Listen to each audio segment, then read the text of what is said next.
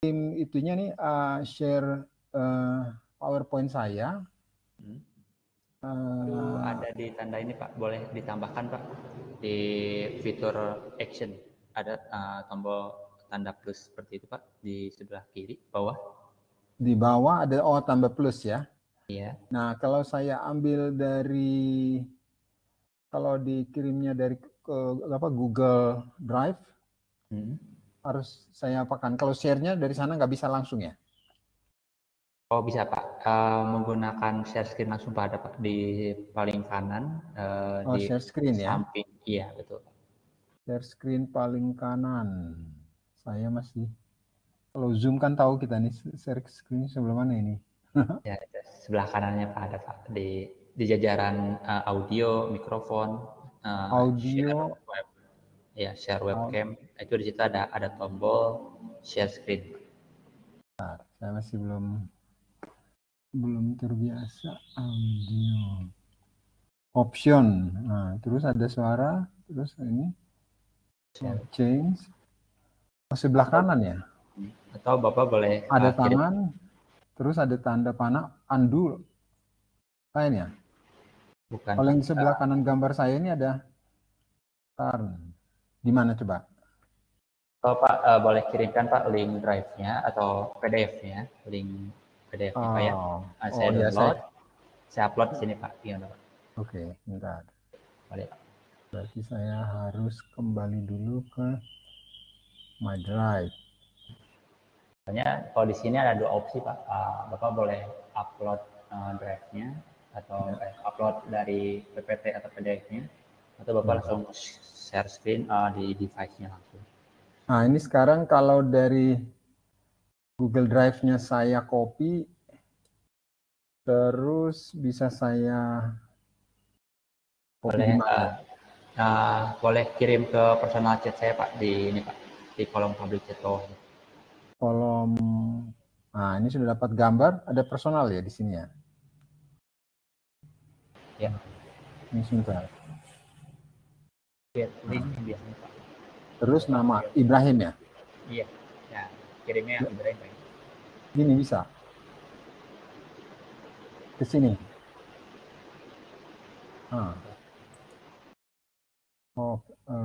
Send. Pastenya di sini ya? Ya, di terkait chat Pak ya. Ya, coba. Kan apa namanya baru kan gitu ya, jadi saya harus belajar. Oke. Gimana, sudah bisa dimulai? Oh iya, baik Pak, belum. Masih nunggu? Sepertinya belum ada aksesnya Pak, saya Pak.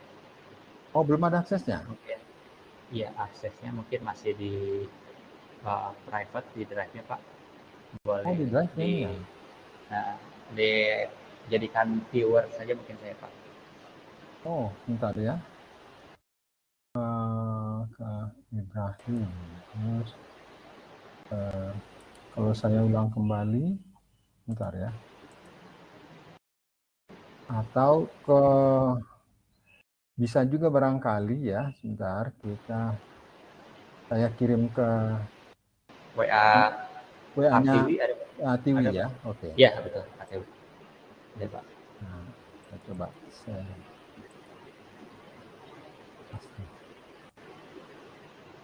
Nah, masuk nggak dia? Oke, sebentar saya cek dulu ya.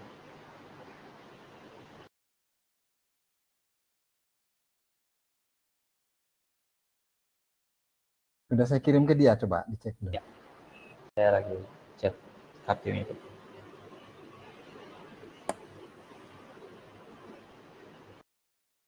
Ini mahasiswa saya kali lagi ini juga masih belajar masuk ya. Ya, nggak apa-apa lah, yang penting harus daftar dulu. Harus daftar dulu. Beberapa di antaranya sudah daftar. Ya, ya. Udah pernah apa ya? Beberapa mah. Ya, karena ini yang sudah masuk 97 bukan? Lain. Iya, betul. 97 ada di yang sudah masuk di room ini, Pak. Kalau yang daftar itu ada 117 sih, Pak. Oh, berarti masih berjuang ya? Ya. Oh, dia bertambah 144 sih, Pak. Oh, 144. Ya, daftar.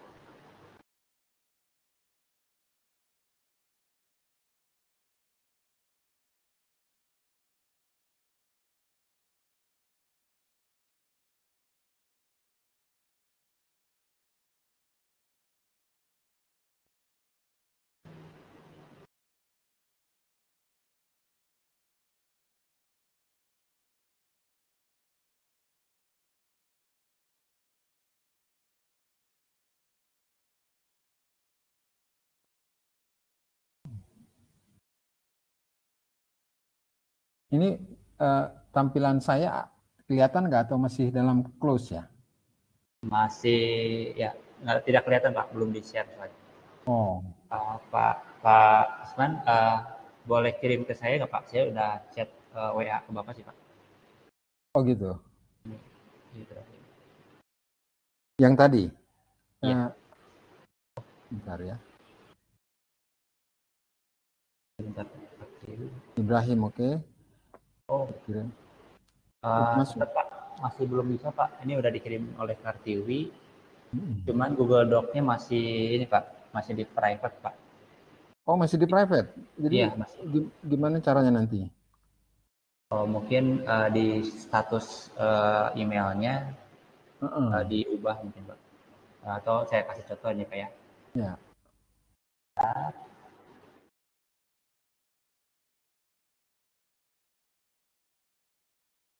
Ibrahim, saya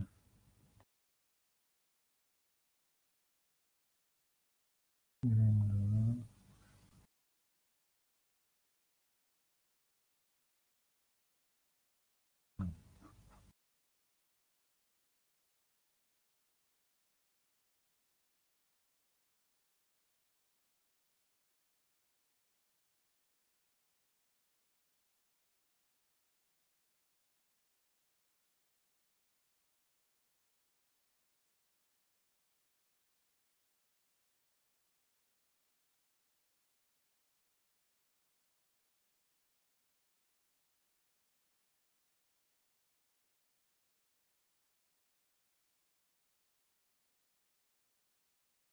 Saya udah kirim itu ya ke Ibrahim.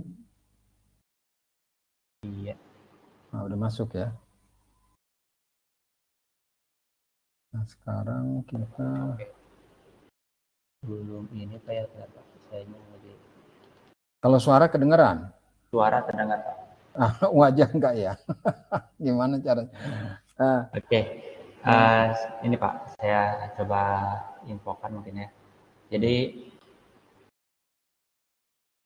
misalkan drive-nya seperti ini Pak. Saya share screen Pak ya, izin share screen Pak. Ya. Oke. Nah, sudah terlihat Pak. Ya, saya kelihatan Ibrahim di situ. Terus? Nah, Bapak klik dulu Pak dokumennya. Nanti di sini tuh ada yang share seperti ini Pak. Di titik 3 ini, di drive-nya. Jadi saya buka dulu drive-nya. Terus ada, ya, ada apa? Nah, Di sini. nanti di drive-nya itu Bapak ganti status untuk orang yang melihatnya itu apakah editor atau viewer gitu. Editor atau viewer ya. Jadi saya share ya, Viewer. ke share. Iya, viewer aja Pak mungkin Pak. Ya, Statusnya. viewer. Viewer, viewer. Di titik 3 ini Pak. Titik 3 Titik ini. 3. Bentar.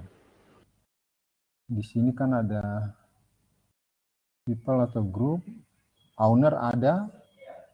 Owner di tengah, tapi Oke, di bawahnya ada get link Pak ya. oh ya, get link ya. Ya. Masuk sini aja. Change. Bapak change dulu, klik. Change dulu ya, oke. Lalu bawahnya linknya diganti menjadi viewer. Linknya diganti menjadi viewer ya, oke. Nah, terus saya klik ambil viewernya aja ya. Iya, betul Pak. Nanti saya download dulu, nanti saya upload ya Pak. Ini udah masuk. Ini udah saya klik ini viewernya. Coba saya cek lagi. Nah, ini sudah ada Pak. Saya coba download ya Pak.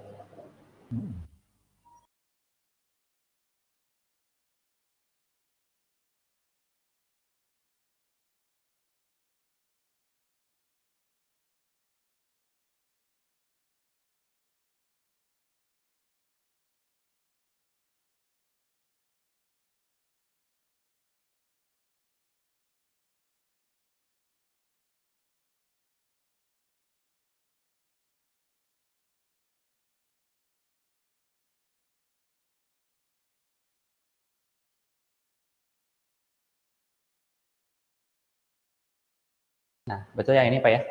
Ya. Oke, baik Pak. Sebelum dimulai, saya izin buka dulu ya Pak ya? Silakan, silakan. Silakan, baik. Oke, saya balikan lagi dulu. Ya.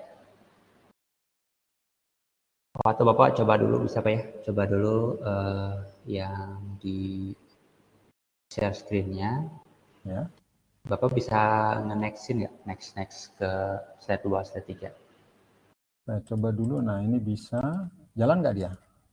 Oh, masih di slide 1 sih. Oke. Oh, Nah. balik lagi ke ini. Ini udah. Ke room. Room. Oh, room ya. Oh. Oke. Oh. Contohnya Pak Mas. seperti ini. Contohnya seperti ini Pak, ada tanda slide 1 ya. Nah, kalau Bapak next itu slide 2 ada. Slide 1 ya. Slide Ya. show gitu ya. Iya, Bukan. betul Pak. Jadi di dalam roomnya itu ada memindahkan slide 1, Ini slide 2. kayak gini. Coba. Nah, ini baru ada aksesnya Pak. Kalau ada lagi Pak. Terus nanti kalau naik turun tinggal gini ya. Oke. Boleh diinikan lagi Pak. Naikkan. Dipindahkan ke slide 1 ke 2. Oh. Ini. Nah. Oh. Di dalam tampilnya Pak. Di dalam tampil room.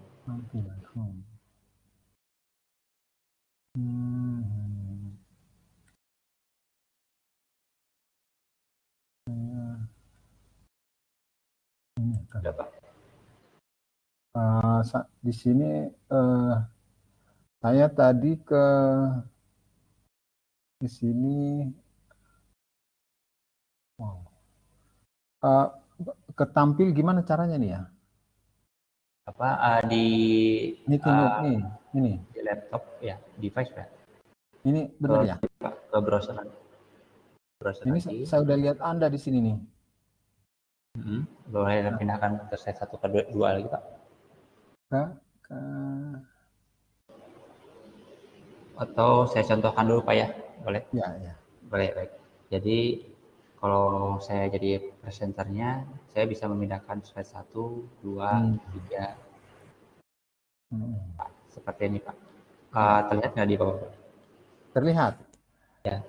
Ini udah pindah-pindah ya Pak ya? Ya. Oke, baik. Kalau saya pindahkan lagi presenternya ke Pak Lisman, itu dia ada tombol kiri, klik kanan dan klik kirinya Pak. Klik kanan dan klik kiri. Ada nggak Pak? Sorry, belum. Atau Ibrahim aja yang ini, yang pegang, biar saya bilang satu. Oke, boleh. Boleh Pak, siapa? Ya, biar dimulai Pak ya. Ya, silakan. Baik, terima kasih banyak. Oke, Assalamualaikum warahmatullahi wabarakatuh.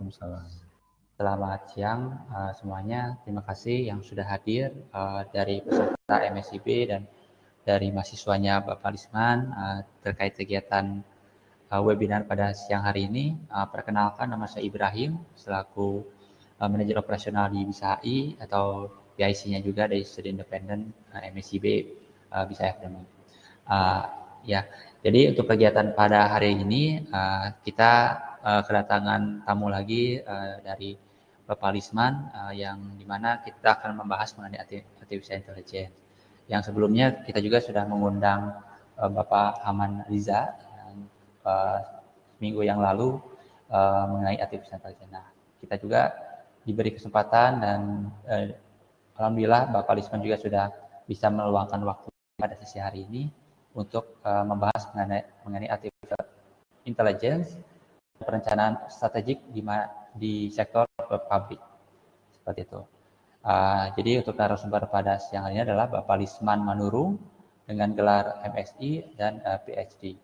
Beliau menjabat sebagai lektor kepala Madya pada Fakultas Ilmu Administrasi di Universitas Indonesia. Baik, mungkin tidak usah berlama-lama, kita sambut yang terhormat Bapak Lisman Manurung untuk menyampaikan materi. Waktu dan tempat saya persilakan Pak. Baik, terima kasih Pak Ibrahim, Mas Ibrahim. Mohon maaf pada audiens semuanya. saya tadi masih dalam proses masuk menjadi user baru karena baru pertama kali, sehingga ada waktu yang terpaksa kita gunakan untuk memperbaiki. Tapi sekarang saya kira sudah bisa kita lanjutkan diskusi kita. Saya mohon tanya dulu sama Mas Ibrahim nih, kita waktunya sampai jam berapa? Sampai pukul ini Pak, jam 2:15 mungkin Pak ya, karena Ya, terserah. Bisa lebih banyak pun nggak apa-apa, tapi nanti kalau ya, Pak. Perkembangannya bisa berubah. Jadi berarti saya mencoba mempresentasikan sekitar 40 menit, baru setelah itu kita buka diskusi ya. Iya, betul. Baik, terima kasih. Salam sejahtera semuanya, sehat semuanya, teman-teman yang sudah menjalani ibadah puasa, barangkali beberapa saat lagi akan buka puasa. Baik, AI dan perencanaan strategik di sektor publik. Ini judul yang saya kaitkan dengan dua hal ya. Pertama, saya juga aktif di asosiasi dan tengah mencoba memahami AI dalam dalam proses belajar mandiri dan juga ikut berbagai presentasi. Dan yang kedua, saya mengajar perencanaan strategik di sektor publik pada Fakultas Ilmu Sosial, Fakultas Ilmu Administrasi. Dulunya memang ini Fakultas Ilmu Sosial dan Ilmu Politik ya. Mungkin banyak orang yang belum tahu, tetapi dari 7 tahun yang lalu sudah dimekarkan seperti pemekaran daerah. Ada Fakultas Ilmu Sosial dan Ilmu Politik Universitas Indonesia dan ada Fakultas Ilmu Administrasi ya. Ya, secara global Faculty of Administrasi Science itu sudah ada di beberapa negara. Izin kedengaran suara saya, Pak, Mas Ibrahim? Masih jelas? Masih jelas, Pak. Lancar, alhamdulillah. Baik. Nah, kita mulai dengan tayangan yang pertama, karena Mas Ibrahim aja yang mengontrol layarnya. Nah, pengantar paparan dan diskusi kita siang hari ini adalah kita ingin melihat atau belajar dari apa yang sudah dilakukan oleh berbagai negara terhadap artificial intelligence. Jadi di berbagai negara pemanfaatan AI telah dilaksanakan oleh sektor publik. Sudah banyak yang menggunakannya. Nah, pemerintah kita sudah melaksanakannya, namun masih secara sporadis dan sepotong-sepotong. Jadi maksudnya sepotong-sepotong itu ya salah satu kementerian, misalnya Kementerian Keuangan itu mereka sudah melakukan banyak hal dengan ini, tetapi yang lain belum. Nah, yang kedua, sementara itu negara-negara G20. Nah, ini di G20 ini kan kita mendapat giliran sebagai presidensial ya. 19 negara yang lain ya tentu sudah menerapkan AI ya. Karena apa? Karena G20 ini adalah standar rujukan standar bagi negara yang mempunyai PDB 1 triliun ke atas ya. Produk domestik bruto 1 triliun ke atas. Bukan APBN ya, APBN masih belanja negara, tapi PDB itu adalah nilai dari semua transaksi menjual sama dengan membeli tadi di seluruh Indonesia kan gitu ya. Itu maksudnya. Bukan berarti kita hebat menjadi 20 negara, enggak maksudnya di sini. Tetapi negara kita dengan jumlah penduduk yang banyak, nah kita dapat mencapai tingkat PDB yang di atas 1 triliun dolar. Menjadi satu rujukan untuk mengukur itu ya. Jadi kalau mau bicara berbeda, salah satu negara di Asia Tenggara saja, mungkin Singapura itu dengan penduduknya sekitar 15 juta, saya nggak tahu persis, 10, mungkin di bawah 10. Nah, mereka kalau dikalikan dengan kita ya pasti dia di atas kita lah. Kalau dikalikan jadi 200, kita kan 270 juta kan gitu ya. Jadi ini bukan ukuran yang maksud saya sekitar tingkatnya sudah 20 negara termakmur, enggak, tapi sekadar menunjukkan bahwa karena kita anggota ya kita perlu melihat itu sebagai milestone untuk kemajuan AI, kira-kira demikian. Nah, terus yang ketiga, saya kira belum terlambat, saatnya kita perlu merencanakan langkah-langkah pengembangan AI secara cepat tetapi tepat gitu ya. Nah, saya berpikir dari mana? Karena dari kenyataan bahwa private sector kita itu sangat cepat ya. Sangat cepat, dan di luar negeri Gojek itu sudah dikenal sebagai satu ikon Indonesia kan gitu, karena mampu melakukan transformasi dan menampilkan pendekatan yang sesuai dengan locational dan keterbatasan bisa dipadukan dengan digitalisasi yang canggih gitu. Nah, artinya ada harapan. Silakan Mas Ibrahim, naik lagi.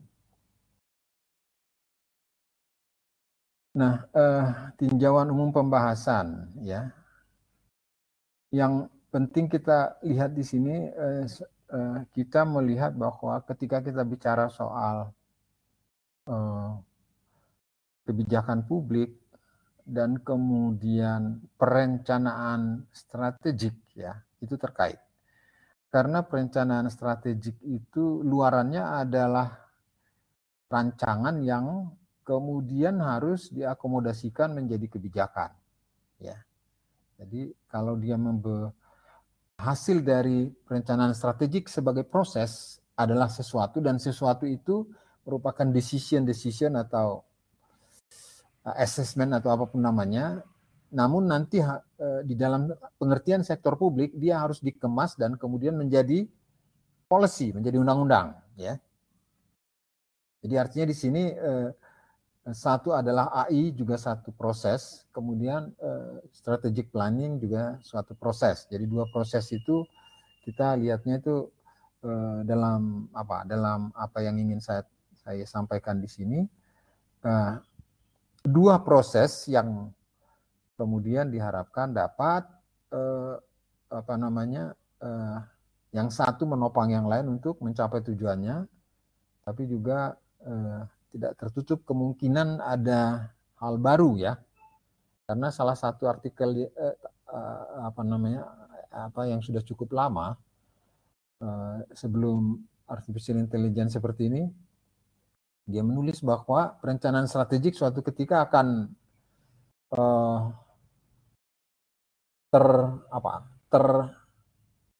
terolah oleh hadirnya artificial intelligence gitu. Tapi itu ditulis pada tahun 80-an, belum seperti sekarang. Nah, ini nggak tahu apakah nanti kemungkinan ada ke situ. Maksudnya apa? Maksudnya bisa saja dalam perjalanannya artificial intelligence itu menjadi bagian dari strategic planning, sehingga banyak hal yang bisa minimize dan kemudian diubah. Seperti itu kira-kiranya gitu. Penulis itu juga memaksudkan seperti ini, dan saya juga saya kira ya agak-agak mirip lah. Terus yang ketiga di sini, perencanaan strategik adalah proses untuk menghasilkan masukan bagi undang-undang. Saya sudah jelaskan tadi. Lanjut Mas Ibrahim. Nah, sekarang kita lihat kenapa kita harus bicara ini, karena kita mau melihat bagaimana posisi kita dalam hal ini. Karena apa? Karena kalau kita lihat perbandingannya dengan negara-negara tetangga kita juga, seperti Singapura, itu sudah sejak lama ya. Pemerintah administrasi publik mereka itu menggunakan berbagai taraf kemajuan dari artificial intelligence ya. Saya masih ingat tahun 1999 saya pernah 3 bulan ikut satu course di sana tuh. Mereka sudah menerapkan banyak digitalisasi, dan tentu sebagian diantaranya kan adalah artificial intelligence gitu. Yang kedua, jika kita belum seperti Inggris pada tahun 2019 mencanangkan diri menjadi negara terunggul ke depan di Eropa dalam pengembangan AI, ya sekurang-kurangnya kita bisa berpikir, tapi nggak usah diumumkan, ya kita berusaha untuk menjadi terunggul di ASEAN misalnya ya.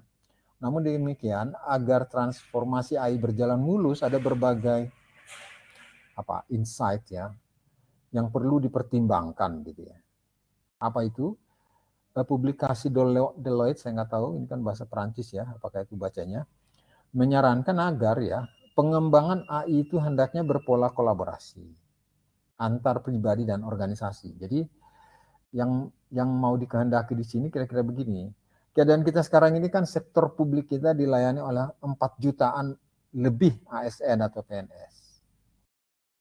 Nah, siapa mereka terhadap AI? Ya, karena tidak ngerti ya, merasa juga bisa menjadi resisten ya. Jadi terlalu rumit atau bagaimana kan gitu ya.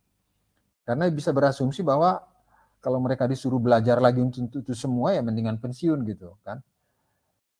Padahal ya tidak harus demikian kan. Karena itu ada taraf-tarafnya toh. Jadi ini yang menjadi penting. Saya sepakat dengan Deloitte itu bahwa agar dapat mencapai tujuan, approach-nya itu memang terutama dari sisi para yang menguasai teknologi AI untuk meng-approach ya, untuk bertemu dengan sosok ASN PNS dengan seluruh keterbatasannya dan juga kehebatannya karena mereka udah melayani satu institusi. Nah, itu bagaimana caranya supaya nantinya itu bisa berkolaborasi. Kolaborasi itu ya mengapresiasi apa keterbatasan pihak sana dan kepentingannya, dan kemudian ya sebisa mungkin dimungkinkan menjadi interoperable gitu loh, beroperasi secara bersama gitu. Nah, jadi artinya tidak ada tidak mengurangi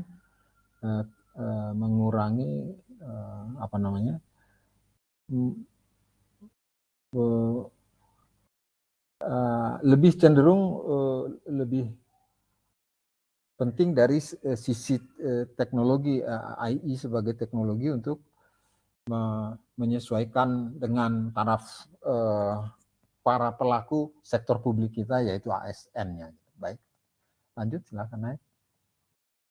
Nah, tujuan paparan kita nih, tujuan paparan dan diskusi ini, kita ingin mengeksplor tantangan di atas, yang ini bagaimana mengkolaborasikan pengembangan AI di seluruh jajaran administrasi publik kita. Nah, ini yang mimpinya ya. Apa yang bisa dilakukan oleh kita untuk mendorong respons, bagaimana menciptakan respons yang sebesar-besarnya pada AI. Sebelumnya saya harus gambarkan bahwa saya lama mengajar e-government dan juga membimbing skripsi tentang e-government, dan juga ada juga tesis ya. Persoalan yang membuat kita lamban dalam transformasi itu adalah saya kira terbanyak adalah masalah perilaku organisasi ya. Jadi termasuk kesiapan, resistensi, insentif dan lain-lain gitu. Harapannya begini, ketika e-government kita tidak nembus ya, karena ukuran nembusnya kira-kira gini, bagaimana sektor bisnis sedemikian cepatnya memanfaatkan efisiensi yang dimungkinkan oleh aplikasi mereka baik terhadap digital maupun AI ya, dan kemudian menciptakan laba yang luar biasa ya kan, laba yang luar biasa lah. Ada pemilik satu usaha dalam tempoh 15 tahun bisa masuk ke angka triliun tanpa tipu sana tipu sini ya. Jadi dari efisiensi dan kemudian sahamnya naik dan seterusnya ya, harga sahamnya dan lain-lain. Kira-kira begitu ya. Jadi intinya di sini bagaimana kita berpikir untuk mengkolaborasikan pengembangan AI ke seluruh jajaran administrasi publik kita. Baik, lanjut. Nah, pokok-pokok yang mau kita bahas di sini adalah apakah AI, bagian B, bagaimana AI bekerja, C, proses AI dalam administrasi publik, D, kebijakan publik dan administrasi publik, E, kebijakan publik dan ini ada yang tapi maksudnya yang paling terakhir ini adalah E, AI dan strategic planning. Ya, hampir sama lah. Ayo, silakan lagi. Nah, untuk mahasiswa yang dari VIA barangkali masih perlu sedikit gambaran tentang AI. AI adalah komputer yang ditanam dengan mesin pembelajar yang akan mengolah data dengan super sangat cepat. Nah, ini ditulis di YouTube. Nah, saya juga bikin daftar YouTube-nya sekarang itu saya usulkan juga tidak hanya buku yang menjadi referensi ya. YouTube juga bisa ya. Bukan referensi tapi penolong ya, penolong karena dia akan kombinasi antara video kemudian suara ya, video dan suara ya. Jadi mungkin sangat dan kemungkinan kemungkinan bisa diulang-ulang, diundur-undur dan kemudian di repetisinya kan menjadi memungkinkan ya. Nah, AI adalah kecerdasan buatan yang merupakan teknologi di bidang ilmu komputer yang mensimulasi kecerdasan manusia ke dalam mesin komputer untuk menyelesaikan berbagai persoalan dan pekerjaan seperti sebaik yang dilakukan oleh manusia, bahkan lebih baik. Nah, ini yang menjadi AI kan. Jadi artificial intelligence dalam pengertian tanpa harus membaca hampir sama dengan pengertian yang sebenarnya ya. Jadi artinya AI itu ditanamkan dalam sistem itu adalah human intelligence ya, tetapi mesin itu bisa membuatnya bekerja seperti otak kita ya. Tapi tentu perbedaannya adalah dengan kecepatan yang tinggi. Ya. Baik, silakan dilanjut lagi. Nah, AI bekerja sesuai dengan algoritma pemrograman pada sistem komputer yang diberikan dalam proses pembuatannya. Nah, algoritma ini seringkali menjadi sesuatu yang sulit dipahami oleh mahasiswa ilmu sosial dan memerlukan data yang banyak dan kuat agar komputer dapat membangun dan membedakan pola-pola data yang bermanfaat. Jadi algoritma itu kalau saya nggak keliru nanti kalau ada teman-teman dari sisi AI itu bisa saling mendukung. Jadi ini lebih dari statistik biasa ya. Saya pernah ngajar statistik lama, jadi bisa ngerti bagaimana parameter dalam statistik itu sebetulnya rentan salah gitu, rentan salah karena bukan salah karena salah pilih, tapi tujuan untuk apa dan kemudian menggunakan variabel yang mana dan jarak skala pada variabel itu bisa berubah kalau kita hanya merubah skalanya. Regresinya bisa berubah hanya bergeser ke sana dan ke sini. Nah, yang demikian itu kan tidak mudah terlihat gitu. Artinya dalam ilmu sosial ya, ketika pendidikan kita kategorikan berdasarkan SD, SMP, SMA, itu saja sebetulnya itu bukan tingkatan dengan bentangan yang sama kan. SD kan 6 tahun, SMP 3 tahun, SMA 3 tahun, terus nanti dibikin dalam skalanya 1, 2, 3. Nah, kemudian dicoba juga diformulasi misalnya menjadi kadang-kadang supaya lebih canggih dibuat menjadi ukuran untuk mengukur dengan menggunakan parameter dengan asumsi bahwa skalanya skalanya rasio gitu loh. Nah, kalau tidak tahu pembaca kalau nggak ngerti ya aja kan. Tapi kalau yang kita tahu dan ini kan, nah beda misalnya dengan satuannya menjadi tahun kan, berapa tahun pendidikannya. Nah itu skalanya bisa minimal dia bisa interval ya. Berapa tahun dia sekolah? 6 tahun, nah itu SD. 12 tahun itu SMP lulus. Tapi kalaupun dia tinggal kelas terus ada. Nah itu kan yang lebih memberikan ini. Oke, nah kemudian algoritma kalau tidak salah ini dalam statistik itu hubungan apresiasi untuk menemukan faktor ya, mana yang fakta dan mana yang faktor itu kira-kiranya menjadi lebih lah algoritma ini ya. Algoritma itu base-nya itu adalah if, jika dan maka akan apa dan seterusnya. Kira-kira demikian. Nah, tapi mesin itu sendiri bisa bekerja sendiri untuk menemukan struktur terbaik antara beberapa variabel, hubungannya seperti apa, dan kemudian bisa digunakan untuk lebih dari sekadar menemukan hubungan antara dua variabel, tapi juga membuat model-model perancangan yang memang belum tentu tepat, tapi bisa saja berguna sekali. Gitu. Nah, jadi algoritma di situ dimaksudkan bahwa dia harus berdata banyak supaya apa? Supaya ketika dia membangun mau mengcapture suatu keadaan, dia sudah mempunyai data yang banyak untuk menghasilkan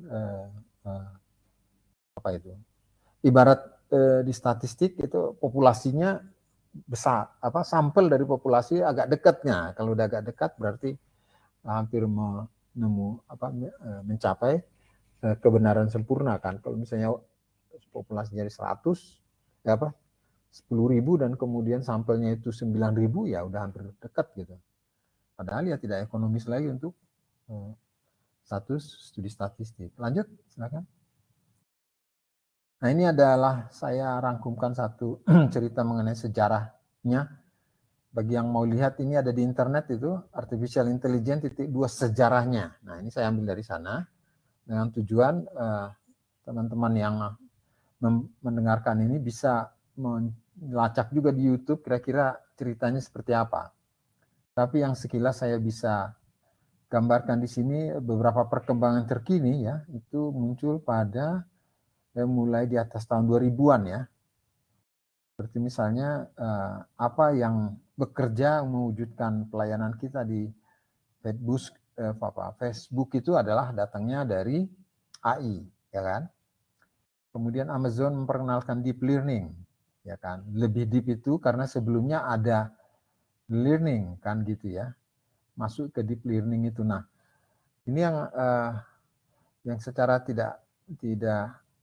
secara intuitif ya mesin itu belajar sendiri untuk melakukan sesuatu, kira-kira demikian. Nah, ini saya kira nanti bagi teman-teman yang dari VIA, sekarang juga udah banyak yang getol untuk mengurus belajar sendiri karena saya kira pemahaman ini banyak membutuhkan harus digerakkan oleh minat ya, sehingga dia bisa mencurahkan waktu dan banyak sampai memperoleh pemahaman yang lebih baik kan gitu. Oke, naik. Lanjut lagi ya. Nah, apakah artificial intelligence dalam bahasa Inggris di sini? Artificial intelligence implies automation beyond the physical. It implies the automation and task that recently took a living brain to finish things like discussion, data analysis, dan bisa mengemudi. Jadi artinya dia bisa ditiru. Ya, mesin itu bisa meniru atau mengulang kembali segala apa yang diajarkan ke dia, dan kemudian dia bisa misalnya menjadi pengemudi mesin yang autopilot semacam itu ya, pesawat kan. Also eventually AI is nothing new. Computers, nah ini ada satu pandangan bahwa sebetulnya tidak ada yang baru dari AI karena ya dari awal juga komputer sudah bisa mengerjakan itu gitu. Cuman saya kira enggak juga ya. Kenapa? Karena ada beberapa hal yang mungkin justru yang sangat menjadi faktor penentunya, yakni apa? Yakni kecepatan dulu kan sama kecepatan sekarang ya, itu hasil temuan yang luar biasa ya. Dulu komputer itu kan mengolah data itu sangat sedikit sekali. Dan kalau nggak salah itu kan analog bergeser ke digital, itu sudah satu perubahan yang luar biasa gitu. Ya, jadi ya karena pada saat masing-masing kan ada juga pandangan kritis yang secara waktu ya memang saat itu emang benar, harus benar gitu. Artinya segala sesuatu yang terkait dengan komputer ini, apa yang terjadi di analog dan apa yang terjadi digital itu ya memang itu bukan kelanjutan dari yang satu kepada yang lain. Ini kan betul-betul sepenuhnya adalah bertolak dari paradigma yang berbeda kan gitu. Oke. Lanjut. Nah, bagaimana AI bekerja? As the hyper accelerated vendors have been scrambling to promote how product and service use AI. Often what refers to AI is simply one component of AI, such as machine learning. All AI requires a foundation of specialized hardware and software to writing and training machine learning algorithm. No one programming language is synonymous with AI, but a few including nama-nama yang ya, to be honest ini bidangnya teman-teman yang menguasai hardware dan software secara persisten, karena bukan pengetahuan itu kan bukan pengetahuan kognisi ya, tapi juga lebih dari itu ya. Kita harus punya kemahiran sebelumnya untuk dapat pintar di situ ya. Ibarat naik motor ke naik mobil ya. Ya sudah pintar tertentu, jadi begitu masuk mobil mungkin lebih mudah orang naik motor kan gitu, kira-kira demikian. Ya, jadi tapi yang menjadi penting di sini adalah AI itu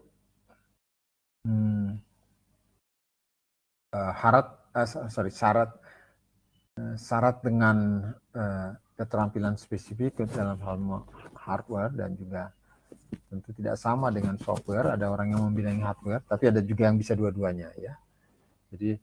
Jadi ada tidak sebatas pengetahuan, tapi juga keterampilan psikomotorik ya. Dilatih psikomotorik yang tepat ya. Tapi ya bisa mengandalkan bisa bekerja dengan baik, itu tidak hanya dalam pengetahuan biasa gitu ya. Ya udah. Ya kan, kalau hardware itu apalagi kalau misalnya dia udah harus ikut ngelas atau apa ya, harus orang pandai ngelas lah ya. Kira-kira demikian. Oke, dilanjut. Bagaimana AI bekerja? Nah, ini saya hanya beri beberapa yang secara tipikal disampaikan dalam beberapa kepustakaan itu. Aplikasi itu bisa menjadi semacam sistem pakar, jadi artinya seperti HelloDoc ya, kira-kira demikian ya.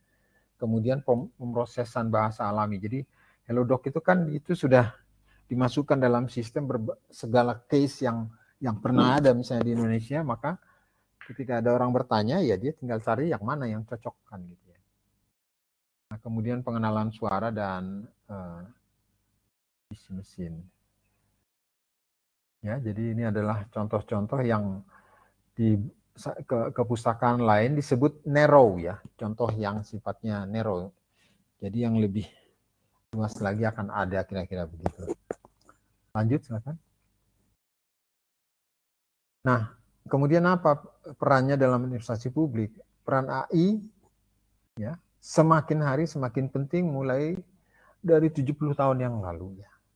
Baik individu maupun korporasi semakin meningkat interaksinya dengan AI. Nah, di sini dianggap bahwa AI akan dapat membantu penyisinan prioritas-prioritas pembangunan semakin nyata. Maksudnya kira-kira suatu ketika APBN itu bisa diproses dengan sistem AI dan kemudian bisa membuat kemudahan yang luar biasa gitu ya. Karena itu kan bisa kita rasakan di bidang lain gitu yang sudah digeluti oleh private sector ya. Kedengaran suara saya, Mas Ibrahim? Masih? Karena harus dikontrol. Masih. Ya. Karena kemarin saya ngajar itu sekitar 25 menit baru diberitahu saya, Pak, belum kedengaran suaranya lah. Belum 4 menit. Terpaksa kita, ya sudahlah, apa yang ada aja kan gitu. Namun demikian definisi AI masih berlaku umum. Jadi artinya sampai dengan sekarang para pakar itu belum tiba pada satu taraf di mana definisi yang satu dengan definisi yang sana totally menjelaskan sesuatu yang berbeda. Nah, jadi artinya di sini bisa saja definisi yang diungkap oleh orang lain tulisannya beda atau cara kalimatannya beda, tapi artinya sama gitu loh. Nah, di mana tidak demikian? Ya, saya kira di ilmu ekonomi sudah clear itu, semuanya menggunakan terma yang berbeda untuk apa saja ya, karena udah lama ya, dari tahun 1700-an ya, tahun 1000. Nah, public policy juga sudah hampir sampai pada taraf itu ya, sudah, karena udah berkembang dari tahun 50-an ya, sudah hampir ya, udah 50 tahun lebih. Nah, AI saya kira ya ke depan akan mencapai itu, bahwa definisi-definisi itu sedemikian rupa satu dengan yang lain memberikan indikasi yang berbeda ya. Bukan satu definisi dengan yang lain sama artinya. Nah, itu kan yang nggak usah ada definisinya kan. Kalau setiap definisi dengan ungkapan kata yang berbeda harus mengcapture keadaan yang berlainan dong, jangan sama ya. Baik, dilanjut, Ibrahim. Nah, kebijakan publik dan administrasi publik, apa hubungannya ya? Jadi kebijakan publik itu kebijakan publik dan administrasi publik itu dua hal yang terhubung ya, tapi juga tidak sedemikian rupa yang satu melingkupi semuanya yang lain. Maksudnya gini, kalau dalam produk sehari-hari yang kita sebut dengan kebijakan publik itu adalah undang-undang, peraturan, perintah presiden dan lain-lain. Apa dia? Dia adalah kebijakan publik itu adalah apa yang dikehendaki rakyat harus dilakukan oleh presiden berdasarkan platform siapa yang menjadi elected official ya. Jadi setiap elected official itu ya, yang dimaksud dengan elected official adalah tokoh-tokoh yang mempunyai batas waktu ya, ada expire-nya sebagai otoritas, dan itu disesuaikan dengan protokol demokrasi ya. Apa itu protokol demokrasi? Ya, adanya parlemen itu protokol itu yang nggak boleh nggak ada ya, nggak boleh Anda ngaku-ngaku demokrat tidak ada parlemennya, itu udah salah. Dan juga baik eksekutif maupun parlemen dipilih dari rakyat. Soal rakyat memilihnya artis dan segala macam itu urusan rakyat ya, karena ya rakyatnya mungkin pengen apapun yang terjadi ya yang pengen di anggota DPR-nya adalah cantik gitu ya, Krisdayanti gitu kayak gitu ya. Tapi itu nggak bisa disalahkan ya. Itu adalah dari maunya rakyat. Tapi koreksi jalan terus dalam putaran hari dan waktu. Jadi public policy dibuat oleh atas otoritas dari elected official. Kenapa elected official? Ya karena dia dipilih. Nah, tapi Anda bisa bilang, saya nggak ikut milih dia. Tapi kan udah disepakati. Karena itu adalah terburuk dari yang paling mungkin. Ya nggak bisa lah tahu semuanya kita setiap saat harus menghendaki seorang presiden atau siapa menuruti kehendak kita, kan memang itu aja urusannya kan. Ya, kemudian kalau nggak nurut terganti lagi dan seterusnya, nggak mungkin ya. Tapi ini sudah sistem yang paling mungkin untuk menjamin berlangsungnya satu pemerintahan demokratis di mana trust itu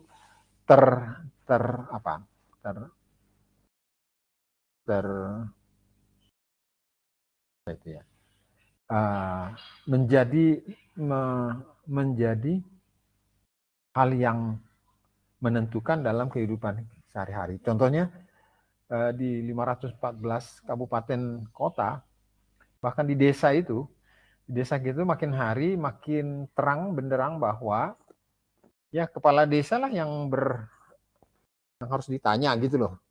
Kalau sebelumnya kalau bukan yang kepala desa yang dia pilih yang menang, ya dia nggak mau datang ke kantor kelurahan gitu. Tapi lama-lama kan ya nggak tahan juga kan, masa harus yang dia pilih, nanti gimana gitu. Jadi antara kepentingan dan kemauan ya beda. Artinya meresaplah sekarang di desa-desa kita itu ada satu rezim pemerintahan demokratis yang minimal dapat dipegangkan gitu ya. Jadi itu juga mendorong timbulnya masyarakat demokratis di pedesaan ya. Di mana mula-mula hanya karena terpaksa ya lama-lama menjadi benar gitu. Nah, saya jelaskan juga di bawah ini, proses kebijakan publik bukan proses manajerial, namun proses interaktif antara anggota parlemen yang tetap tertuju pada bagaimana mempertahankan dukungan konstituen. Jadi, kenapa dia menjadi tidak semudah pembuatan kebijakan? Proses kebijakan itu bukan hanya pembuatan kebijakan. Banyak orang yang keliru membayangkan bahwa, wah, saya nggak setuju nih gitu. Karena dianggap hanya pembuatan kebijakan. Tidak. Proses kebijakan itu mulai dari tahun sudah gitu kan, harus dilihat ini rentangannya sampai ke sekarang itu apa gitu.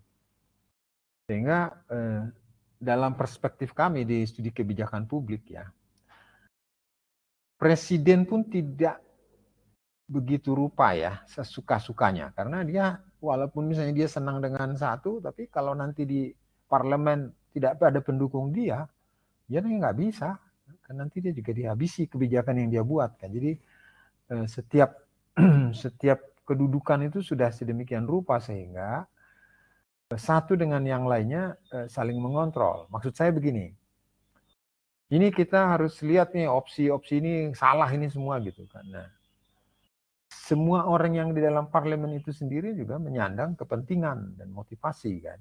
Dia ada kepentingan. Kepentingannya apa ya? Tahun depan dia harus jadi anggota DPR juga kan gitu ya. Nah, maksud saya apa? Maksud saya bukan proses manajerial terwujudnya satu peraturan daerah, terwujudnya satu undang-undang, dan seterusnya. Itu adalah sudah meliputi demikian panjang cerita, dan akhirnya benar apa yang dinyatakan oleh penggalinya, namanya orang yang menggali ya, orang yang menemukan itu salah satu tokohnya itu namanya Harold Laswell ya. Dia mengatakan bahwa politics is who gets what and why. Merubah pemikiran banyak orang. Jadi kalau politik itu ya siapa memperoleh apa dan kenapa kan. Wow. Jadi itu membuat politik bukan normatif, tapi fakta di lapangannya seperti apa kan. Kepentingan siapa ini, kenapa kebijakannya seperti ini, kepentingan siapa-siapa saja kan gitu misalnya, dan atas alasan-alasan apa saja. Nah ini yang menjadi esensi dari public policy ya. Jadi public policy itu ya sedemikian, tidak sesederhana membuat undang-undang, enggak, tapi begitu banyak seluruh hal ya, seluruh dimensi itu bekerja bersama-sama, dan seperti seorang anggota DPR ya, dia akan menjadi sangat-sangat waspada nanti untuk apapun yang dia tanda tangan. Bagaimana dengan konstituennya, bagaimana dengan teman-temannya, bagaimana dengan apa gitu. Sehingga dari hal demikian di negara yang sudah mapan ya, seperti Jepang, di Australia juga ya, polisi mereka itu memang betul-betul sudah dibuat seketat mungkin, semua orang udah punya andil di situ gitu loh, dan ketika nanti akan diterapkan ya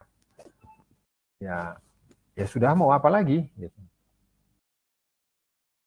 Ya, jadi artinya itulah yang menggerakkan administrasi publik ya. Undang-undang itu sudah dibuat sedemikian rupa dengan ya mereka baca kan itu semua persis, udahlah jalanin aja, karena apa? Karena nanti di belakang ini masih ada lagi. Hal itu ya manusiawi. Jadi, terus kita protes misalnya, itu kan udah tidak memenuhi kebutuhan saya. Ya dia juga mau bilang apa? Saya pikirin capek juga. Ini seperti dalam studi kebijakan publik, ada yang bilang bahwa pada akhirnya kebijakan itu adalah seperti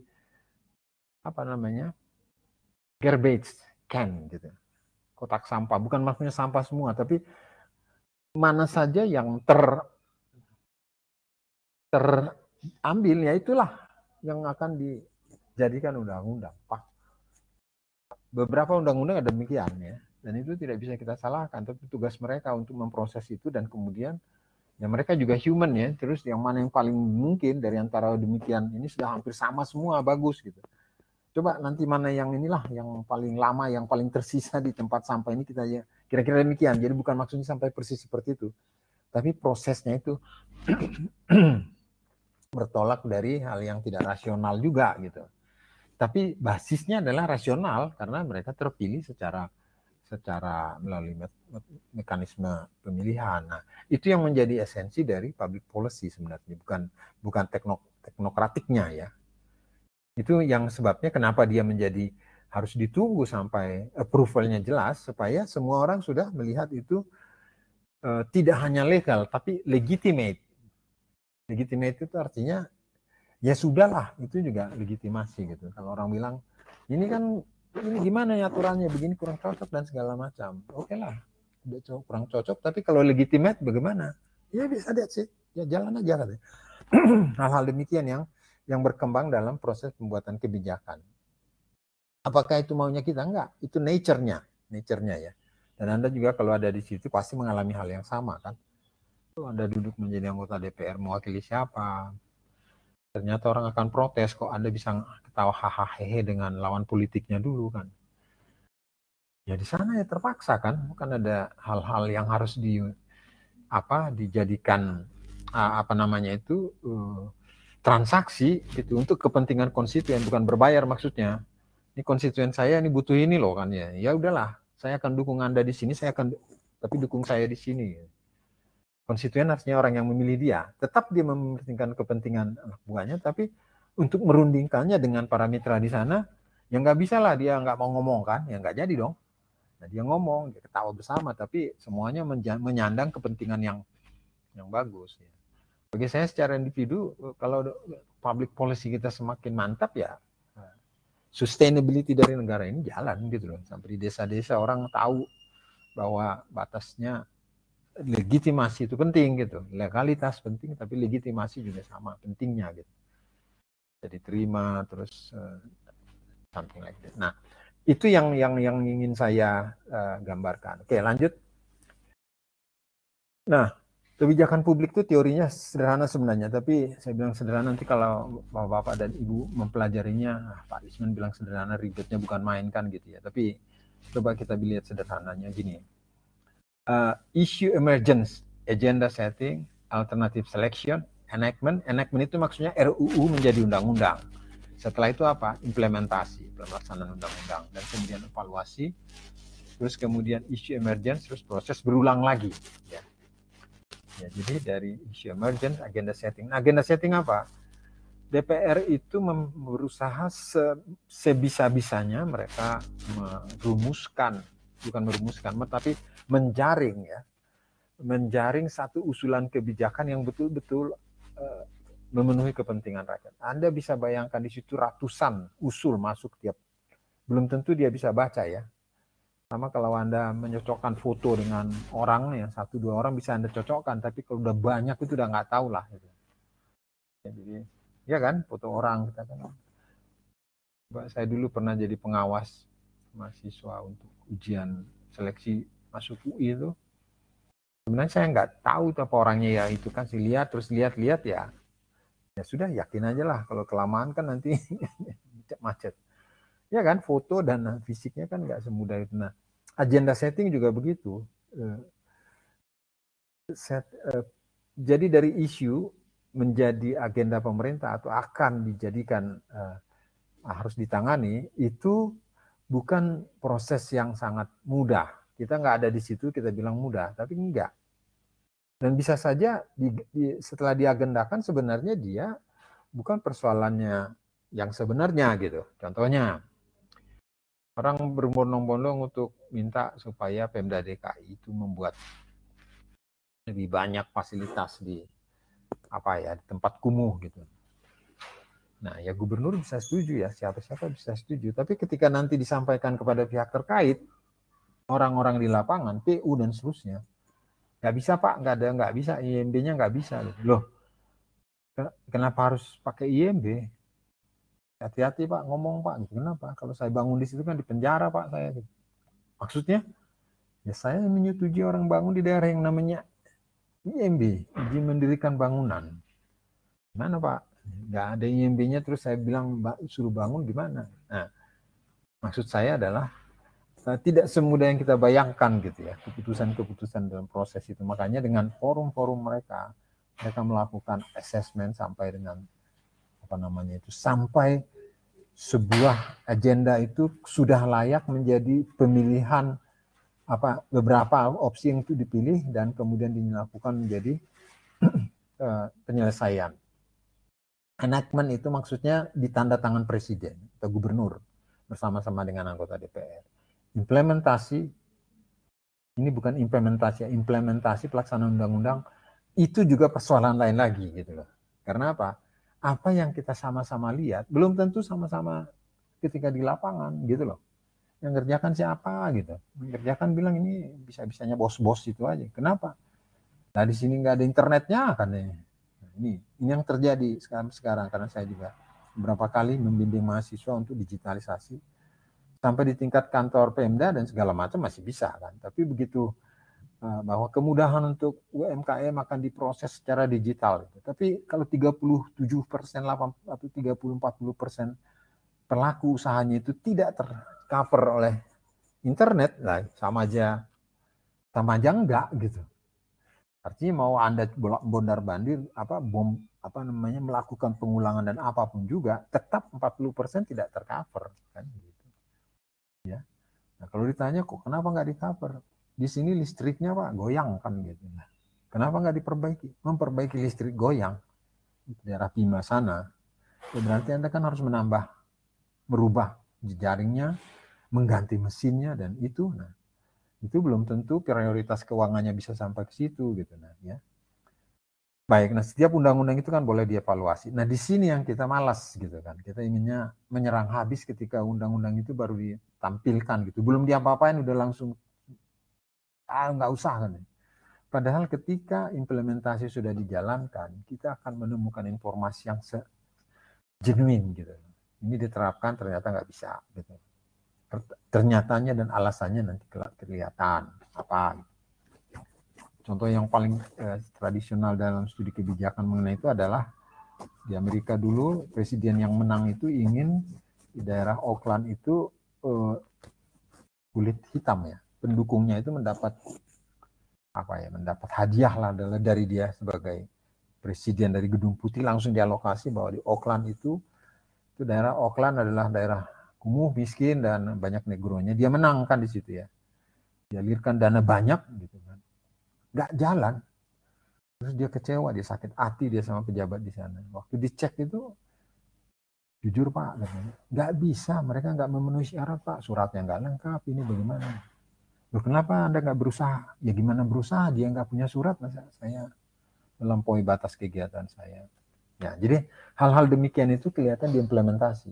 Ketika nggak diimplementasikan nggak kelihatan. Sama juga kayak kita buat rencana terus udahlah nanti piknik ke kampung nanti digini-gini beres semua mah nyampe di sana nggak ada apa-apa, saya pulang sakit selesma semuanya something like that ya. Jadi kemudian dan evaluasi. Baik ya, ini agak lama karena supaya kita bisa melihat nanti akhir dari apa yang mau saya sampaikan. Oke, good, lanjut.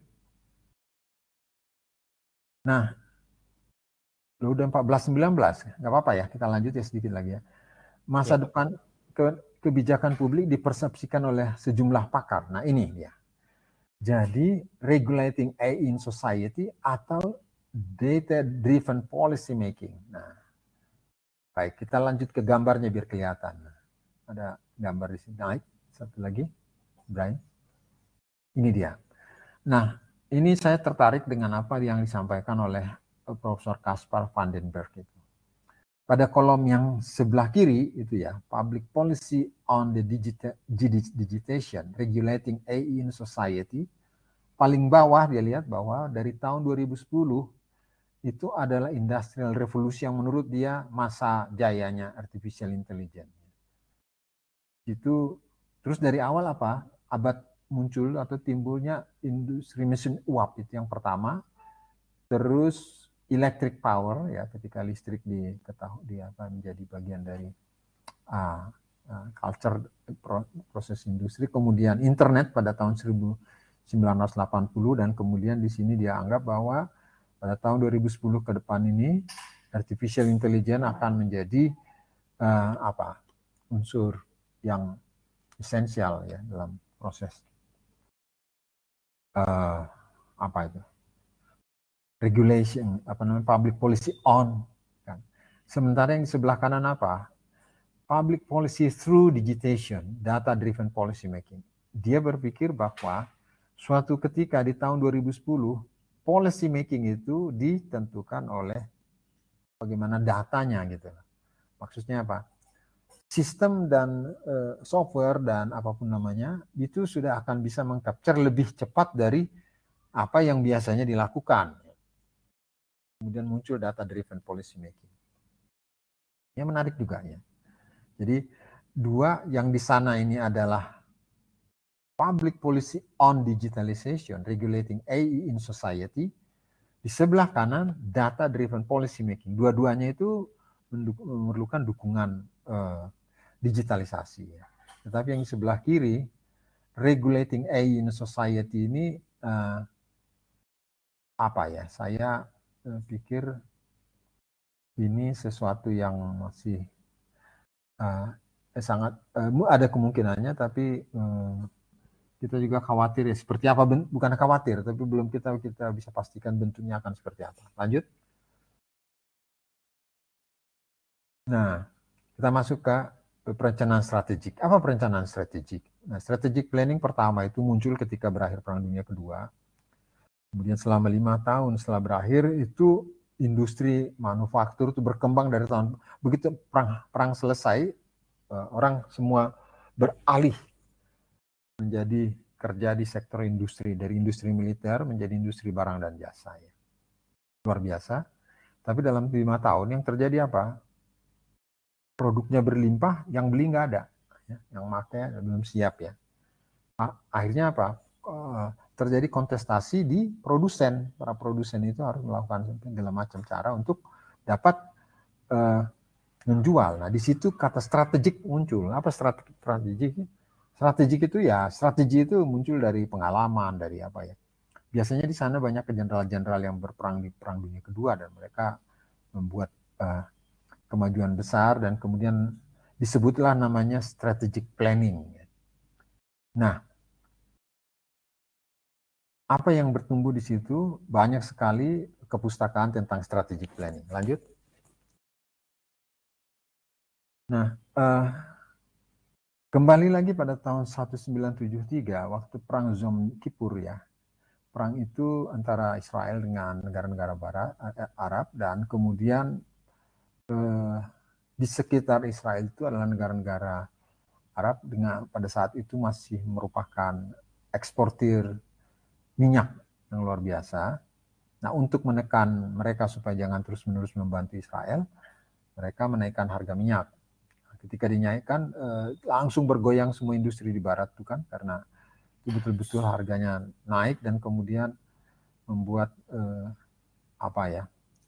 ada krisis yang luar biasa, sehingga pressure ini ya terhadap semua korporasi mendorong mereka harus berkreasi, harus menciptakan apa, harus merubah cara dan kemudian harus melakukan apa yang disebut dengan simulasi ya. Jadi harus mensimulasi keadaan ke depan seperti apa. Dan sampai dengan sekarang perencanaan strategik menjadi sesuatu yang sudah ada sudah ada semacam protokolnya, yaitu visi, misi, SWOT dan seterusnya ya. Dan semakin matang juga ya, dan berbagai perangkat-perangkat pengukuran, parameter dan data itu semakin menyesuaikan pada sistem itu, namanya perencanaan strategik di sektor swasta ya. Tetapi kemudian di sektor publik bagaimana? Nah, di sektor publik juga menjadi sesuatu yang dianggap dapat melakukan terobosan. Jadi harus kita bedakan bahwa perencanaan strategik dengan APBN, APBD itu beda kan. Karena perencanaan strategik basisnya bukan regulasi ya. Tapi pressure apa nih? Kondisi apa yang terjadi di luar dan keterbatasan apa yang tengah kita rasakan di dalam gitu. Dan keterbatasan di dalam secara tidak sengaja jumlah orang yang bekerja itu yang punya kapasitas untuk mengerjakan pekerjaan apa gitu sangat terbatas, sementara yang nggak bisa mengerjakannya berlimpah ruah gitu loh. Nah ini diapain? Di situ strategic planning bekerja. Seperti apa? Ya menganalisis, mengassessment, bikin SWOT ya. SWOT itu strength. Nah saya kira banyak yang udah tahu ya, tidak perlu ditambah. Tetapi artinya apa? Artinya ada kata simulasi di sini ya. Jadi kata kunci simulasi saya anggap penting. Lanjut. Ya. Nah, perencanaan strategik menolong kita mengetahui posisi dan keadaan saat nanti, mau kemana, dan seterusnya. Ya. Ini tidak usah saya tambah lagi, terus lanjut lagi sampai terakhir, saya kira udah mau selesai, habis. Nah, yang menjadi penting bagi kita, ini apa? Intensi saya aja ya. Nah, kita harus cepat gitu loh ya. Jadi, AI itu harus dilakukan gitu, sebagai instrumen penting untuk menerobos kemacetan ya, semacam bukan macet ya. Jadi kita sendiri nggak suka, tapi ya birokrasi kita yang raksasa seperti ini untuk hal tertentu bisa membuat Anda juga termasuk di dalamnya, tapi Anda bisa kecewa gitu kan, gimana ini lama banget atau apa. Nah, dengan ada persamaan kata di sini, ada simulasi dalam strategic planning dan kemudian ada simulasi dalam artificial intelligence, saya kira bukan karena keinginan kita, tapi keinginan kedua pihak, bukan kedua pihak ya, kedua postur ini atau kedua sosok ini, ya bisa saja nanti AI dan strategic planning itu ya mempunyai bentuk yang tidak seperti sekarang kan gitu. Lanjut lagi. Ya, sudah daftar. Terima kasih, saya kira 14.27, kalau masih ada diskusi silahkan, terserah. Baik teman-teman, silakan. Baik, terima kasih Pak Risman atas pemaparannya. Kita lanjutkan ke sesi diskusi apa ya. Baik, bagi teman-teman yang ingin bertanya, silakan untuk raise hand terlebih dahulu, bisa menyalakan mic-nya ya. Pak, boleh juga yang sudah masuk di dalam list kita tanggapi dulu ya, karena sudah. Ya, baik. Ini baik, saya coba, Pak Mas Ibrahim, saya coba dengan Naufal Muhazar ya, Muhazar.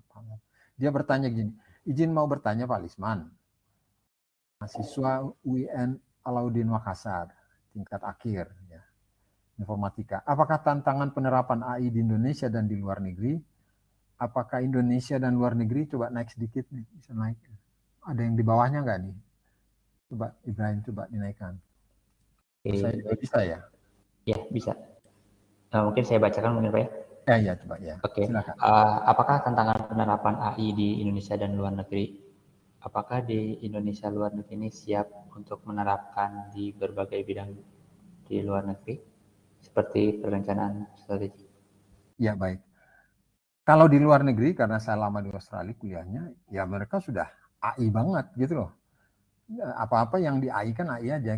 Saking AI-nya itu kita masuk ruangan kan, masuk ruangan itu dikunci dan pakai kartu.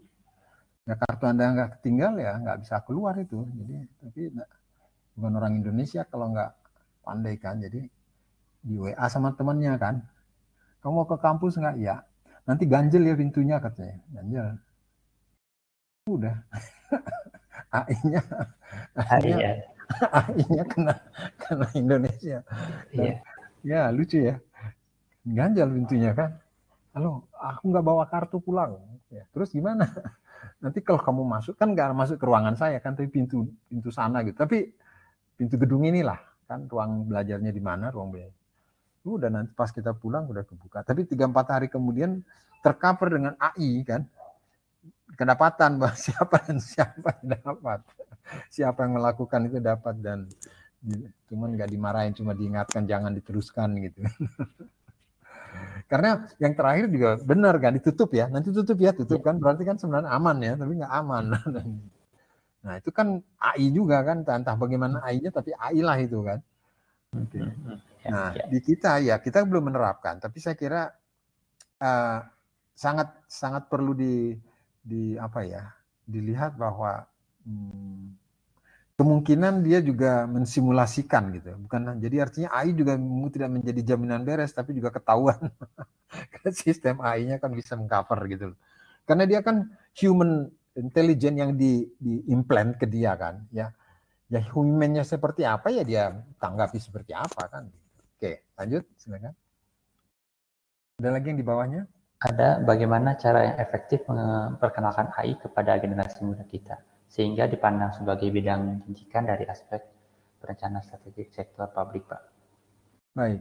Nah, ini yang saya kira menjadi effort yang harus dilakukan sedemikian rupa sehingga kesan yang sering timbul ya menurut orang ahli para di grup Deloitte ini ya, orang dari AI itu merasa bahwa nanti akan dibuat sedemikian bagus, tapi yang di sananya merasa bahwa ini adalah alat saja gitu. Yang non AI itu merasa coba di-AI-kan dulu gitu. Artinya apa? Artinya tidak berlangsung suatu kolaborasi ya. Nah, oleh sebab itu saran dari mereka itu bahwa proses-proses itu harus diakomodasikan secara kolaboratif sehingga baik dari siapa yang akan menggunakan dan siapa yang dari pihak teknologi AI-nya ini, dua-duanya itu harus dilatih atau dikembangkan atau punya protokol yang tertentu gitu untuk menjamin bahwa langkah-langkah yang dilakukan itu sudah dirancang sedemikian rupa supaya tidak random gitu. Random maksudnya yang di sini lancar, yang di sono enggak, dan itu sangat tergantung kepada siapa mereka. Tapi kalau ada protokolnya kan akan jadi jalan sampai dengan apa saja yang harus dilakukan sebelum disetting, jelaskan ini proses bisnisnya seperti apa, sampaikan, ada assessment, ada apa. Jadi artinya itu yang saya maksud bahwa strategic planning itulah apanya, alatnya gitu loh. Tetapi di mana dengan AI-nya ada, jadi para ahli AI dan para strategic planning duduk karena luaran dari strategic planning sebagai proses ya adalah serangkaian konsep ya, serangkaian formula, serangkaian resep aja, bukan obatnya tapi resepinya kan. Jadi inilah yang dibuat. Kira-kira demikian saya kira.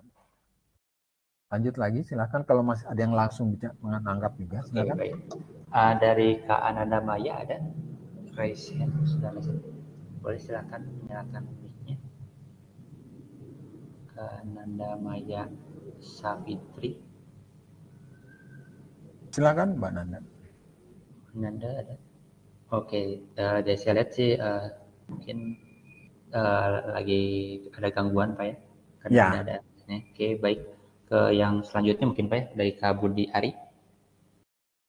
Mas Budi. Oke. Yang Kak Budi Ari yaitu yang contoh penerapan AI bisa seperti apa saja Pak contohnya penerapan AI? Ya. Tadi WA tadi apa ya? Yang AI itu sudah banyak kan ya. AI itu satu ya. Yang tadi itu AI lah. Nah, segala jadi gini, mereka itu mengcapture apa saja peristiwa yang berulang kan gitu ya. Kita kan enggak ya.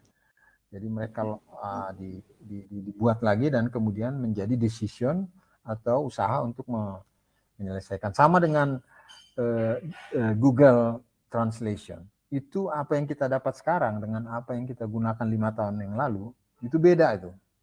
3 tahun yang lalu itu masih berantakan itu. Kita terjemahkan apa. Saya sebagai dosen, seringkali saya lihat abstrak itu, ini kamu ambil dari Google Translation ya kan gitu. Iya Pak katanya.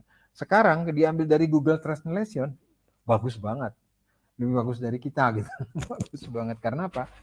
Karena dia sudah sama yang disebutkan tadi bahwa algoritma itu bekerja dengan baik kalau banyak data kan. Dengan banyak data dia bisa membuat model-model yang bagus gitu loh ya. Jadi banyak contohnya yang kita rasakan dan terutama kalau Anda interaktif dengan Google itu sekarang saya gunakan Google sebagai sumber untuk mendapat definisi. Ya, setelah saya pelajari sebagai orang yang belajar dari administrasi publik, ada juga yang berdasarkan banyaknya orang yang bilang gitu, tapi malah salah kan gitu ya, kan malah salah, tapi nggak apa-apa dia ya bisanya begitu kan, jadi nggak bisa disalahkan juga.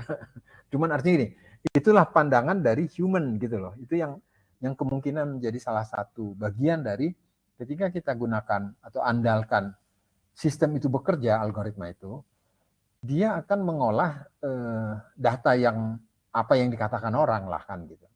Contoh misalnya kebijakan publik kan dibayangkan orang kan pembuatan kebijakan. Enggak, proses keseluruhan dari terjadinya kebijakan. Enggak bisa. Cuman begitu Anda datang ke kantor kelurahan, kemarin Pak begini Kak, kenapa jadi begini? Kalau nggak marah-marah, kamu dengar baik-baik, pasti panjang ceritanya. Begini Pak, udah ini, Bapak si Anu bilang ini harus dibangun ke sono, kalinya ke sini, ke sono gitu. Oh, panjang rupanya kan gitu ya. Jadi artinya sama dengan apa yang kita temukan di sistem dari AI itu, apa yang secara alamiah belum tentu juga benar untuk konsep kebijakan publik ya. Itu selalu menjadi kesulitan orang belajar kebijakan publik.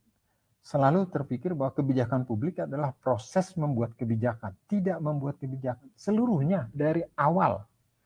Dari keinginan itu ada sampai ke saat ini. Karena ada proses yang melintasi segala sesuatu, akhirnya melesat berbeda dengan apa yang jadi di belakangnya. Jadi masuknya seperti apa, keluarnya beda gitu. Tapi semua orang sudah bilang itulah yang bagus, ya mau apa? Tekan kan gitu ya. Karena namanya public policy adalah heavy-nya itu harus pada komitmen dari orang-orang yang akan memperoleh dampaknya, bukan rasionalitasnya yang hebat gitu, kata kita ya. Tapi para merit system atau teknokratik ya bilang enggak dong Pak, rakyat kan nggak tahu apa yang dia mau gitu kan. Susah jawabnya, rakyat nggak tahu apa yang dia mau kan. Udah maunya rakyat terus mau apa gitu, kira-kira begitu. Ya, jadi supaya lihat bahwa kebijakan publik juga kompleks ya. Baik, silakan dilanjut lagi. Oke, baik. Satu lagi mungkin Pak ya, pertanyaan Mas. terakhir ya dari Ainur Rohma. Ya. Apa kan banyak sekali saat ini yang menggunakan AI dari berbagai bidang sektor, mulai dari kesehatan, keuangan dan masih banyak laginya. Terus saya ingin bertanya sejauh mana AI ini dapat membantu dan mempengaruhi kehidupan manusia. Itu. Ya, yang perlu kita lihat di sini, kenapa dia menjadi menarik, dapat menyelesaikan banyak hal ya. Ketika proses dia untuk memutuskan itu, proses kita untuk memutuskan itu di backup oleh pengolahan data yang sangat cepat. Ya. Saya mengajar statistik dari mulai cara memasukkan data itu kita garis-garisin. Kita masukkan satu persatu, kuesioner kita baca, terus kita contreng, terus dan seterusnya. Dan sampai sekarang ada yang canggih seperti SPSS dan seterusnya. Nah, kalau dibandingkan SPSS dengan cara yang dulu, waduh, yang dulu itu 2 minggu kita baru selesai pengolahan data 600 kuesioner, 2 minggu.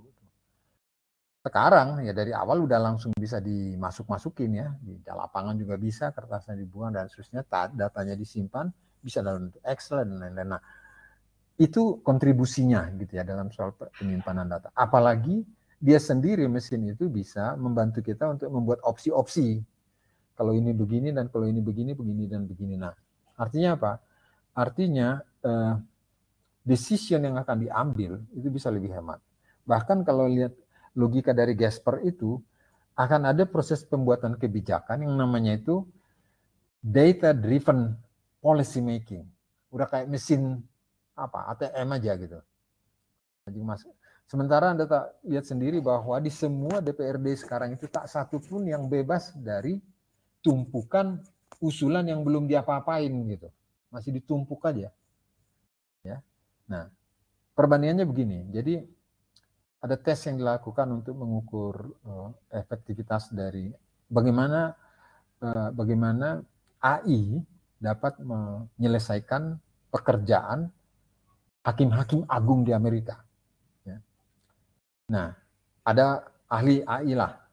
Itu semuanya data mengenai bagaimana mereka menyelesaikan case, karena case itu kan pasti tipikal lah, nggak sampai 2000 kasus, kasus apa itu pasti disebut semua periode, ini nggak jauh-jauh beda kan gitu menurut ukurannya kita. Nah, data itu dimasukkan, data semua di sistem itu dimasukkan sana, terus diundang para Hakim Agung senior itu 25 orang. Duduk di sana, Pak. Nih, kita akan coba adu cepat. Nah, langsung dibuat kasus ini, kasus yang masuk, serap. Dikasih ke mesin AI, terus yang ini diserahkan kepada ke-24 ini. Mereka tentu kasus kan mereka cek keputusannya ini, undang-undangnya yang diterapkan. Anda tahu nggak? Ini rata-rata selesai 4 jam mesinnya udah selesai. Dari awal nggak sampai 20 menit udah selesai. Secepat-cepatnya 4 jam, 24 orang gitu. Bayangkan. Nah, ini adalah model dari tesnya. Saya sebagai orang public policy, saya kira ya suatu ketika orang nggak usah kecewa bahwa ada proses yang cepat, karena banyak orang juga orang yang diusulkan ke sana tapi nggak ditanggapi kan. Ada mungkin ke DPRD atau apa tapi belum ditanggapi. Bukan belum ditanggapi tapi mengolahnya itu seperti apa gitu. Nah, kalau itu misalnya sudah dibuat seluruh Indonesia satu ya ahli IT lah membuat mesinnya itu untuk semua perda-perda di seluruh Indonesia, ya tinggal di slot aja, dan itu akan bisa menghemat waktu dan membuat harapan dan penyelesaian itu bisa lebih dekat waktunya. Demikian. Baik, terima kasih Pak Mas Ibrahim. Baik, terima kasih Pak. Karena waktunya sudah mulai. Saya kembalikan ke Anda nih sekarang. Ya, sudah cukup habis saya sudah lebih juga. Mungkin ini Pak, motivasi Pak yang dari teman-teman yang ingin belajar mengenai AI ataupun strategik sektor publik Pak. Mungkin kalimat motivasinya Pak. Baik, nah kita sebagai mahasiswa ya, saya juga mahasiswa juga ya, ke tingkat tinggi gitu ya.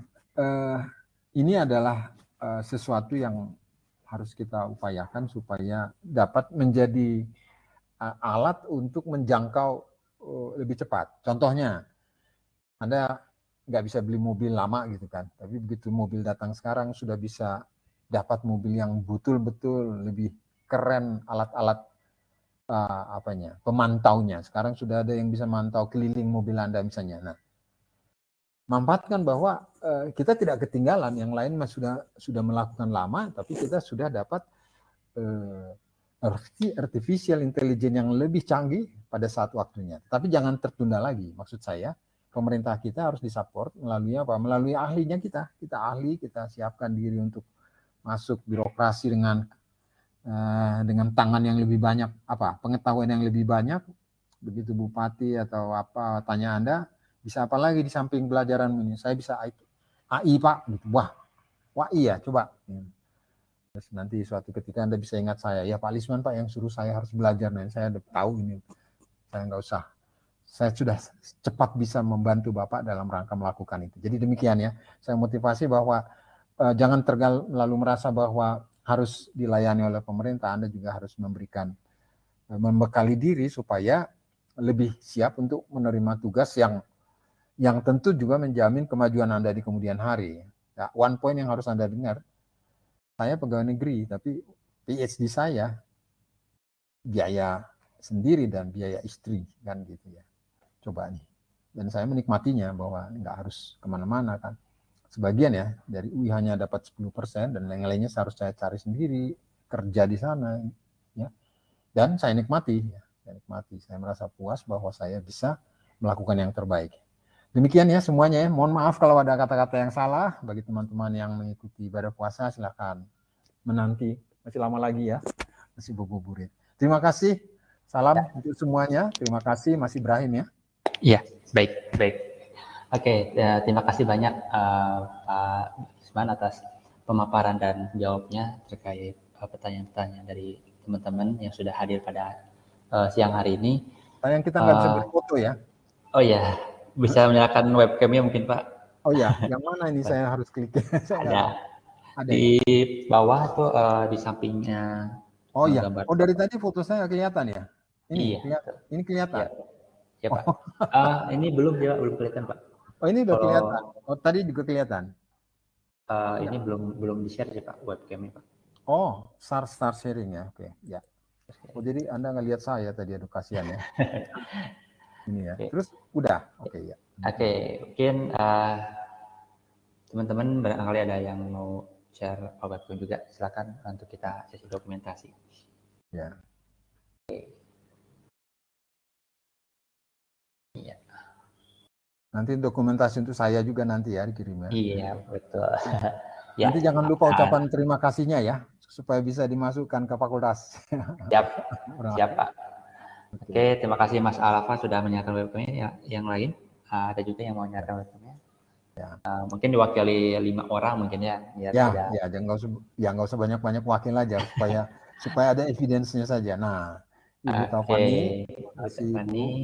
Ya, dari Kak Ainur, boleh? Iya. Ya. Oke, baik. Terima kasih. Saya hitung mundur ya. 3, 2, 1. Oke. Kak Selina silakan, belum muncul ya. Ini. Satu lagi. Oke, 1, 2, 3. Iya. Oke, terima kasih banyak semuanya yang sudah hadir dari awal sampai akhir, yang sudah bertanya juga. Terima kasih banyak. Mohon maaf dari saya juga, Ibrahim, jika ada salah-salah kata. Saya pamit. Assalamualaikum warahmatullahi wabarakatuh. Sampai jumpa di pertemuan webinar berikutnya di pembelajaran tamu. Ya, selamat siang. Selamat siang. Terima kasih Pak Risman. Terima kasih. Nanti saya infokan Pak ya untuk terkait yang untuk close selesainya ini di mana nih?